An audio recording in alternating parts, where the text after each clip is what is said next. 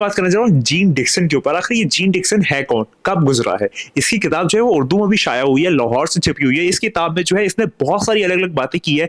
इसने गांधी जी की मौत, इसने जॉन एफ कैनेडी की मौत, जिसने नेहरू जी की मौत, इसमें अलग अलग प्रोडिक्शन जो है वो किए हैं और वो सारे सही साबित हुए हैं। और अब मैं बात करने जा रहा हूँ कि वो आखिरी जमाने में क्या कह रहा है, इमाम इस्लाम के मुतालिक क्या कहने वाला है, वो कितनी इंपॉर्टेंट साइंस है कि जो वो बता रहा है और आप लोग तक नहीं पहुंची। मैं उन सब पे आज बात करने जा रहा हूँ कि जीन डिक्सन आखिर क्या कहता है आखिरी जमाने के बारे में, आखिरी आने वाले के बारे में, आखिरी जमाने में क्या क्या होगा, हवा कैसे चेंज होगी, लोग कैसे मरेंगे, मौतें कैसे आएंगी, वर्ल्ड वॉर कैसे होगा, सब कुछ जो है वो जीन डिक्सन जो है वो अपनी किताब में कहता है। और क्योंकि उसने इतनी सारे प्रेडिक्शन सही किए हैं तो उसकी रेपुटेशन जो है वो काफी अच्छी हो गई है। इन सब पे बात करने जा रहे हैं। आप एक तरह से आज हम बात करेंगे।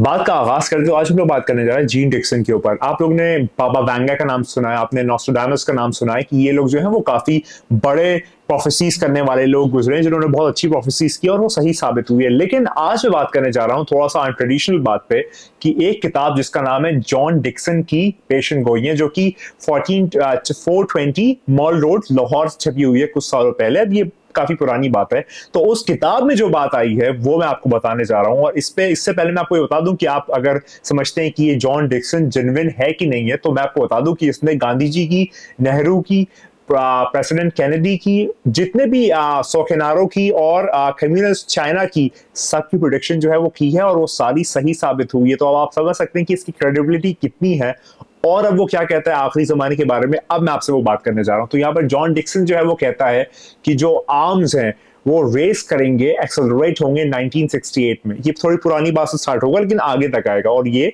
हम बात करेंगे। अमेरिका जो है वो सफर करेगा इसके अंदर 1968 में, जो है वो वॉर बहुत ज्यादा होगी या फिर आर्मीज की एक्सेलरेशन बहुत ज्यादा होगी और उसमें अमेरिका जो है वो सफर करेगा। 1970 में जो है वो रशिया जो है वो सक्सीड करेगा एक आदमी को चांद पे भेजने में। चाइना जो है वो इन्फिल्ट्रेट करेगा रशियन बॉर्डर्स में। यूएस सोवियत पैक्ट जो है वो फिर पेश आएगा, यानी कि उसका जो पैक्ट है वो पेश आएगा, एग्रीमेंट या फिर आप जो भी कुछ कह सकते हैं। चाइना जो है वो पहला होगा कि जो एक जर्म वॉरफेयर स्टार्ट करेगा, यानी कि बायोलॉजिकल वॉर जो है वो स्टार्ट करेगा चाइना। आप देख सकते हैं कोविड जो है वो किसने स्टार्ट किया, वुहान में स्टार्ट हुआ। वुहान कहाँ पे है? वुहान चाइना में। तो ये कहता है कि जो जर्म वॉरफेयर है, यानी कि जो बीमारियों की लड़ाई है, वो जो शुरू करेगा उसका नाम चाइना होगा। तो यहां पर ये वाली बात निकल के आती है। आगे सुनिए, जो वर्ल्ड वॉर है वो स्टार्ट होगा 1981 एडी में, ये पहले की बात हो रही है, और वो कंटिन्यू करेगा 20 साल। यहां पर आती है बात कि 1981 में वर्ल्ड वॉर स्टार्ट होगा और वो 20 ईयर्स तक जो है वो चलता रहेगा। अब आगे सुनिए, एक और जो प्रोफेसी है जीन की, उसकी बर्थ के अकॉर्डिंग वो बड़ी एक फेमस है और उसमें वो बात करता है सुपरमैन की। अब ये सुपरमैन, वो जो कॉमिकल स्पाइडरमैन, सुपरमैन, बैटमैन, उसकी बात नहीं करता, ये उस सेवियर की बात करता है, उस सुपरमैन की बात करता है। उसका जुमला यहाँ पर सुपरमैन का आता है। अब यहाँ पर बात सुनी कि वो क्या कहता है। वो कहता है कि वो सुपरमैन जो है वो बर्थ उसकी होगी एक मिडिल ईस्टर्न फार्मर के यहाँ, एक मिडिल ईस्टर्न फार्मर के यहाँ 7 बजे सुबह के वक्त 1962 में। मैं आपको सिर्फ इंफॉर्मेशन के लिए बता रहा हूँ, बड़ा ध्यान से सुनिएगा, ये बड़ी बड़ी अजीब सी बात है।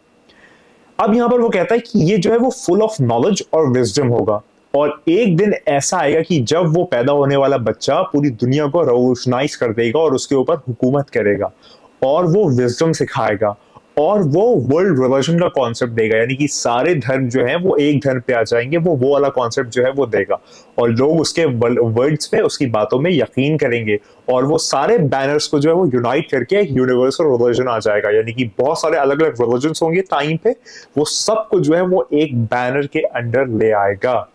आगे सुनिए, यहां पर आता है कि उसकी स्पिरिचुअल पावर्स जो है वो पूरी दुनिया को चेंज कर देंगी।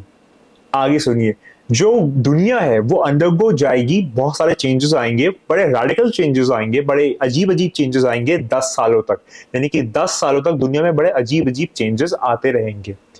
वो जो है वो फिर पावरफुल हो जाएगा 1999 तक। 1999 तक वो काफी पावरफुल हो जाएगा और दुनिया जो है वो उसकी ट्रुथफुलनेस को महसूस करने लगेगी और ये वो आइडियल वर्ल्ड पीस जो है वो अचीव हो जाएगा, यानी कि वो जो वर्ल्ड पीस है वो उससे फिर अचीव होने लगेगा और उस वक्त जो है वो दुनिया के अंदर एक स्पिरिचुअल रेवोल्यूशन आएगा, एक स्पिरिचुअल यानी कि एक रूहानी रेवोल्यूशन पूरी दुनिया में फैल जाएगा और अमेरिकन जो है वो चाइना से लड़ाई करेंगे और सीनो सोवियत जो है वो बहुत सीवियर एक चीज में इन्वॉल्व होंगे।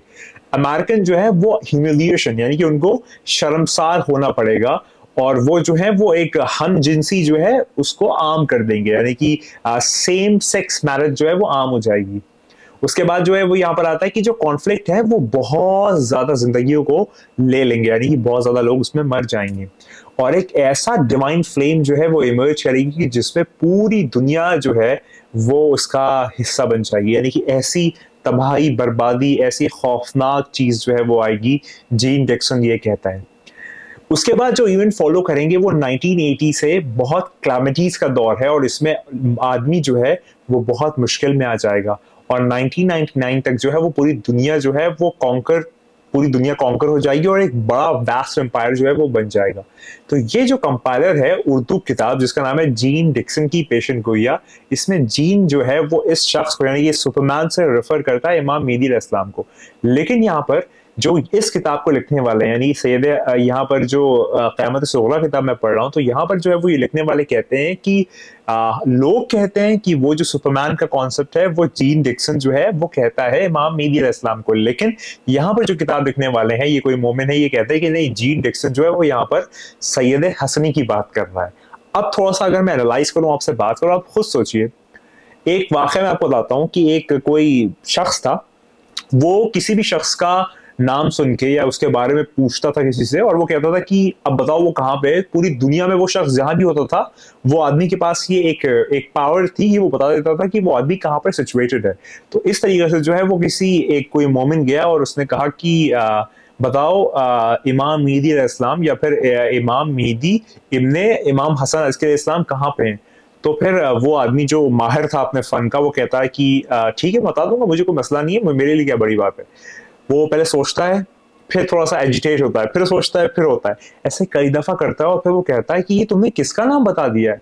ये जब मैं अभी एक बार फोकस करता हूँ तो मुझे दुनिया के एक हिस्से में मालूम होता है, फिर से फोकस करता हूँ वो दूसरे हिस्से में मालूम होता है, फिर से फोकस करता हूँ वो वहां अलग मालूम होता है, मतलब हर जगह वो मुझे मालूम होता है, ये तुमने किसका नाम बता दिया है। तो अगर मैं उस बात से यहाँ पर रिलेट करूँ, मेरे गूज़बम्स आ रहे हैं, अगर मैं उस बात से यहाँ पर रिलेट करूँ, तो यहाँ पर जीन डिक्सन जो यहाँ पर बात करता है सुपरमैन की, मौला जो है वो आप उन्हें कंटेन नहीं कर सकते, आप उनको आप किसी एक जायचे में ढाल नहीं सकते कि हाँ मौला यहाँ पे माज़ाला या मौला वहां पे माज़ाला, या फिर मौला जो है, मतलब मौला को आप किसी भी तरीके से क्वांटिफाई नहीं कर सकते। क्वांटिफाई मतलब आप अपने लफ्जों में उनकी तारीफ बयान नहीं कर सकते कि मौला ये है, मौला वो है, मौला ऐसे नहीं कर सकते, क्योंकि मौला अल्टीमेटम है, मौला इन्फिनिटी है, मौला कंप्लीट है, मौला परफेक्ट है, मौला प्रिसाइज है, मौला एक्यूरेट है, मौला कुल का कुल है, मौला हुज्जत खुदा है। और हुज्जा यानी कि खुदा का जो प्रूफ होता है उसको आप कंटेन नहीं कर सकते, क्योंकि अगर आपने खुदा की हुज्जत को जो है वो कंटेनराइज कर दिया तो अल्टीमेटली आप खुदा को कंटेन कर रहे हैं, आप नहीं कर सकते माज़अल्लाह, वो आपकी कैपेसिटी के बियॉन्ड है। तो इस प्रिंसिपल से, इस हमारे लॉजिक से ये चीज क्लियर हो जाती है कि जैसे उन्होंने बताया कि इस तारीख को पैदा होगा, जीन डिक्सन अगर सही कह रहा है, तो अगर जीन डिक्सन सही भी कह रहा है क्योंकि उसकी प्रीवियस प्रोफेसी सही हुई है, तो भी मैं ये कहूंगा जैसे कि यहाँ पर किताब लिखने वाले कहते हैं कि हो ना हो ये सैयद हसनी की बात हो रही है, क्योंकि सैयद हसनी जो है वो एक मोमिन आदमी है, इंसान है। मौला जो है वो मौला मौला अब देखिए मेरे पास लफ्ज नहीं है, अगर मैं कुछ भी लफ्ज अदा करूंगा वो मौला की रवायतों के बेसिस पे अदा करूंगा, और वो मौला की तारीफ मैं पता नहीं कर पाऊं कि ना कर पाऊं, क्योंकि मैं मौला की रवायतों से मौला की तारीफ कर रहा हूं, तो फिर कहीं ना कहीं जो मासूम ने मासूम के लिए कहा है वही चीज सही है। बंदा जो है वो अपने मालिक की तारीफ अदा नहीं कर सकता किसी भी तरीके से, ये पॉसिबल ही नहीं है, ये उसके बस में ही नहीं है, ये उसकी चाह में ही नहीं है, ये उसकी कैपेसिटी ही नहीं है, ये उसकी माजरत के साथ औकात नहीं है तुम्हारी, तुम मौला की तारीफ अदा कर दो, ये वाली बात है। तो यहाँ पर जो है वो जीन डिक्सन जिसकी बात कर रहे हैं वो सुपरमैन कोई और नहीं, सैयद हसनी। और बताए सैयद हसनी कौन है कि जो तो पूरी दुनिया में रेवोल्यूशन लाएगा, जो हर चीज का एक बड़ा स्पिरिचुअल रेवोल्यूशन लेके आएगा, जो दुनिया में बहुत बहुत डेवलपमेंट करेगा। वो कौन है? वो मेरे मौला के पैर की धूल की खाक से भी कमतर, मतलब वो कुछ भी नहीं है। मौला मौला है, मतलब अब मैं कैसे समझाऊं आप लोगों को, मौला कुछ और ही है, वो है जैसे हम कहते हैं ना, या हुआ या मल्ला हुआ अल्लाह हुआ, ए तू कोई नहीं तू सिर्फ तू, वैसे ही मेरे मौला के लिए भी है कि मौला आप मौला है, हम नहीं जानते मौला आप कौन है, बस आप मौला है, जो कि आप मौला है, बस आप मौला है। तो बस ये वही वाली बात है। ये अली के इश्क में अली के इश्क ने मुझे दीवाना कर दिया, ये वाला जुमला जो है वो अगर मैं कहूँ तो गलत नहीं होगा। तो मेरे मौला मौला है। तो यहाँ पर जो बात करते हैं किताब जो है वो क़यामत सुग़रा है, जिसमें जीन डिक्सन की बारे में ये नैरेटिव आया, तो मैंने आपके सामने पेशकश कर दिया। और इसके अंदर और भी बहुत सारी बातें, अगर आप चाहते हैं मैं इसको कंटिन्यू करूं तो आप मुझे कमेंट में बताइएगा, मैं इसको और इसके अंदर बातें करूंगा इन प्रोडिक्शंस के ऊपर, खुसूसन इमाम मेहदी अलैहिस्सलाम को लेकर। लेकिन यहाँ पर जो है वो सईद हसनी के ऊपर प्रोडिक्शन हुई है, हो ना हो, क्योंकि देखिए सईद हसनी हो या ना हो, मौला के बारे में तो नहीं हो सकता। जीन डिक्सन की भी कोई औकात नहीं, चाहे वो कितने भी प्रोडिक्शन सही कर दे, 100% प्रोडिक्शन सही कर दे, लेकिन वो मौला को कंटेन नहीं कर सकता, वो नहीं बता सकता कि। और वैसे भी हमारे मौला, हमारे मास्टर, हमारे मासूम, हमारे सरदार, हमारे दिलो जान पैदा नहीं होते, वो नाजिल होते हैं, उनका यहाँ पर ज़हूर होता है इस दुनिया में। ये वाली बात आपको क्लियर होनी चाहिए।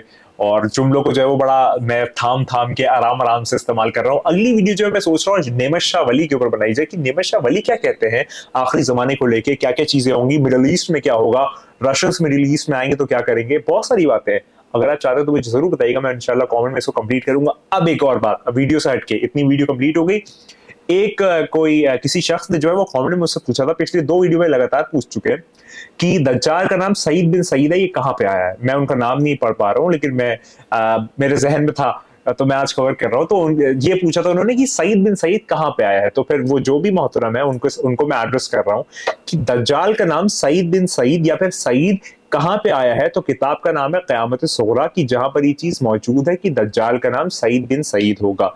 अब देखिए ये मतलब हर्फ बहर्फ जो है वो ये वाली चीज आई है, इसलिए मैं आपके सामने पेशकश कर रहा हूँ। मैंने खुद इसे पढ़ा है, इसलिए मैं आपके सामने पेशकश कर रहा हूँ।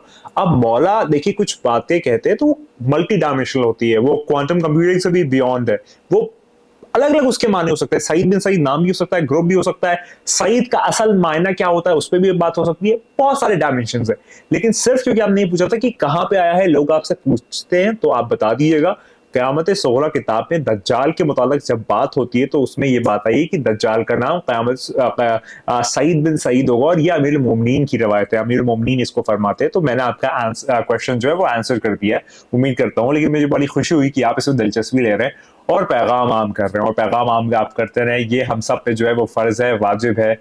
और ये सबसे बड़ा इस वक्त काम है कि मौला के मुतालिक लोगों को अवेयर करना, जैसे अलंदार साहब माशाल्लाह सालों से कर रहे हैं। तो इस तरीके से सब लोग छोटी छोटी कोशिश करिए तो पिक्चर ही अलग हो जाए। तो उम्मीद करता हूं आपको मजा आया होगा। आज की वीडियो में जीन डिक्सन की पेशेंट गोइयों के ऊपर हमने बात की।